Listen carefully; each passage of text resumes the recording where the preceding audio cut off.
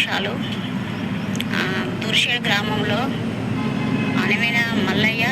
Alias బండి Mallayya బాబాయిది 100 survey నెంబర్లో 90 గజాల స్థలము, చిన్న రేకుల పాక ఉండే అది 8 లక్షలకు భయాన తీసుకొని రిజిస్ట్రేషన్ కాకముందుకే ఆయన అవసరాల నిమిత్తం డబ్బులు తీసుకొని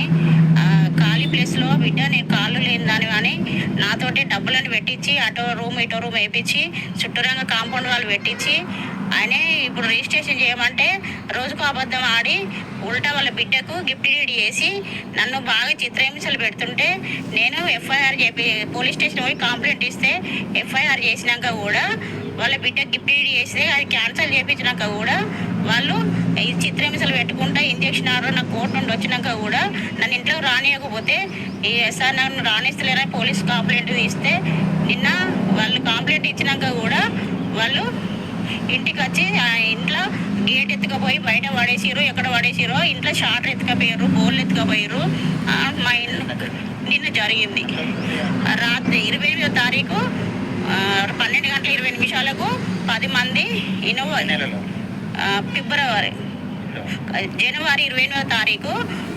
రాత్రి 12 గంటలకి ఇన్నోవా కార్లో 10 మంది వచ్చి మా బాబాయ్ పంపించాడు. మేము రూమ్లో ఉండగా 2 తమ్ముళ్ళ రూమ్లో పెట్టాగా ఆ రూమ్లో ఉన్న పిల్లగాళ్ళని కొట్టి ఆటోను ధ్వంసం చేసి వాళ్ళని ఎట్లా పడితే అట్లే కొట్టి సీసీ కెమెరా వాళ్ళు కొట్టి లంచగొడుగా ఇక్కడ ఇల్లానే మా అత్తమ్మది మా మావయ్యది అని వాళ్ళను చిత్రహింసలు పెట్టి కొట్టి వెళ్ళగొట్టారు. అట్లా చేసిరని నేను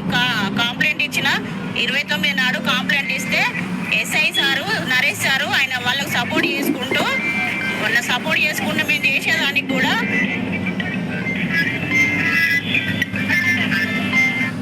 తారీఖు రాత్రి 12 గంటలకి 10 మంది ఇన్నోవా కార్లు వచ్చి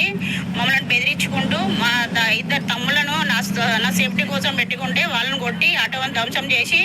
ఆ పిల్లగాళ్ళని కొట్టి వెళ్ళగొట్టి ఇంటికి లాక్ వేసుకొని పోయారు. ఇల్లు మాది అనుకొని బెదిరించి పోయారు. పోయినాక కంప్లైంట్ 29 నాడు కంప్లైంట్ ఇచ్చిన పోలీస్ స్టేషన్కి వెళ్ళి కంప్లైంట్ ఇస్తే దాని ఎఫ్ఐఆర్ చేయండి సార్, వీడియో సీసీ కెమెరాలో అన్ని రికార్డ్ అయినాయి, వీడియో చూడండి సార్ అని వీడియో చూపెట్టాము. వీడియో చూపెడితే కూడా 3 రోజులు కాలయాపన చేసుకుంటూ 3 రోజుల తర్వాత ఎఫ్ఐఆర్ చేస్తే ఎఫ్ఐఆర్ చేసినాక తెల్లారి మాకు ఏం చేసి వాళ్ళు